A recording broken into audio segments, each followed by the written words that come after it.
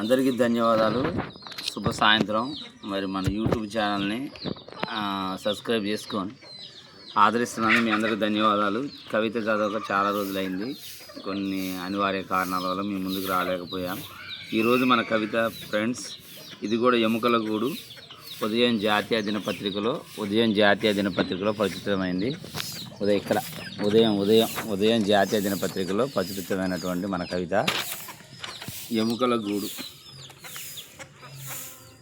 ఎముకల కండరాల నరముల నిర్మితం మానవ దేహం. ఎముకల కండరాల నరముల నిర్మితం మానవ దేహం.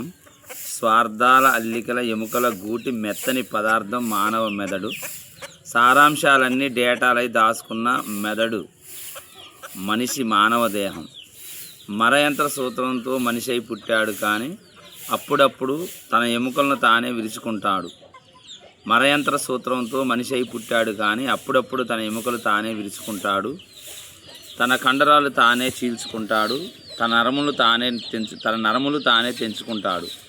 మానవత్వం మర్చిపోయి తనను తానే పొడుచుకుంటాడు. తనను తానే చంపుకుంటాడు. తనను తానే హత్య చేసుకుంటాడు. తనను తానే పూడ్చుకుంటాడు. పైగా తానే గొప్ప మానవతావాదినని మొత్తుకుంటాడు. మానవత్వం ఎముకల గూడే కదా. మానవత్వం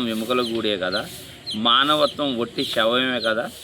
మానవత్వం అంటే ఒట్టి శవమే కదా. మానవత్వం ఒట్టి పార్థివ దేహమే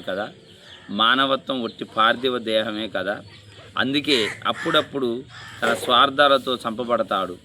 తన పగలతో కాల్చబడతాడు. తన కుళ్ళుతో పూడ్చబడతాడు.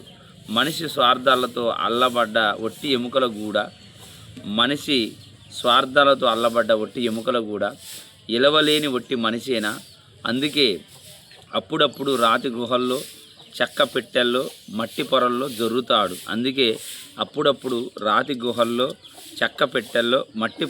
జొర్రుతాడు. వెరసి మానవత్వం శ్మశానానికి చేరుతుంది. బుద్ధి జ్ఞానాలు స్తంభించిపోయాయి. జ్ఞానులు నిద్రించారు. మానవుడెందుకో నూరేళ్ళైనా లోకమందైనా ఇంటివారితోనైనా రెప్పపాటైన అరగడి అయినా నిస్వార్థంగా ఈర్ష్య లేకుండా, ప్రగాపతీకారాలు లేకుండా క్షణమైనా బ్రతకలేకపోతున్నాడు. ఇంటివారితోనైనా రెప్పపాటునైనా అరగడియ నిస్వార్థంగా ఈర్ష్య స్వార్థం లేకుండా, ప్రగాపతీకారాలు లేకుండా క్షణమైనా బ్రతకలేకపోతున్నాడు. మానవత్వం భరించలేకపోతున్నాడు. అన్నపానాలు మానేసి ఇంకేదో మనసులో పెట్టుకొని ఇట్టే శ్మశానం వెళ్తున్నాడు. మానవత్వం భరించలేకపోతున్నాడు. క్షణమైనా బ్రతకలేకపోతున్నాడు. మానవత్వం భరించలేకపోతున్నాడు. అన్నపానాలు మానేసి ఇంకేదో మనసులో పెట్టుకొని ఇట్టే శ్మశానానికి వెళ్తున్నాడు. మానవత్వం భూమిపై వర్ధిల్లాలంటే మనిషి స్వార్థం వీడాలి. ప్రేమ నింపుకోవాలి. 100 ఏళ్ళు జీవించాలి. అప్పుడే ఈ ఎముకల గూళ్ళు త్యాగాల ఇండ్లు అవుతాయి.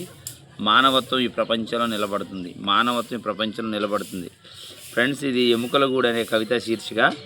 మరి మనిషి ఇలా ఎముకల గూడుల్లో కాకుండా, అంటే మానవత్వం లేకుండా ఇలా కేవలము తన దేహాన్ని చూపెడుతూ మానవత్వం లేకుండా జీవిస్తున్నాడని తెలియజేస్తూ రాసిన కవిత ఇది. అందరూ కూడా మానవత్వంతో జీవించాలనేది ఈ కవిత యొక్క ముఖ్య ధ్యేయం. Thank you. ధన్యవాదాలు.